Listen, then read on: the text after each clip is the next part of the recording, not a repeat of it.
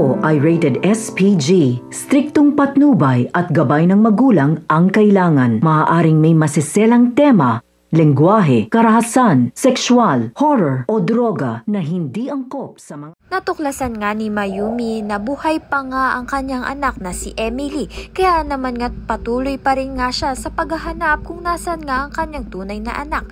Ngunit makikita nga siya ng ninong nito ni Ikit at makikilala niya nga itong si Mayumi na dating kinakasama ni Gani noon.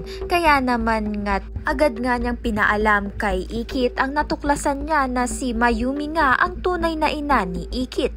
Kaya naman nga nagkaroon nga ng pag-asa muli itong ang si Ikit na makita nga ang kanyang tunay na ina. Sa kabilang banda naman nga kinaladkad nga ni Mayumi itong ang si Angela at Soraya dahil natuklasan na nga ni Mayumi ang katotohanan na buhay nga ang kanyang anak at si Angela nga at ang kanyang nanay ang nagpalayas nga dito sa kanyang anak na si Ikit. At natuklasan na nga ni Mayumi na itong ang si Rika ang nanay ni Angela ang pumaslang nga sa dati niyang asawa na si Gani. Kaya naman nga pagbabayari na nga ni Mayumi itong ang si Angela pati na rin nga itong si Soraya.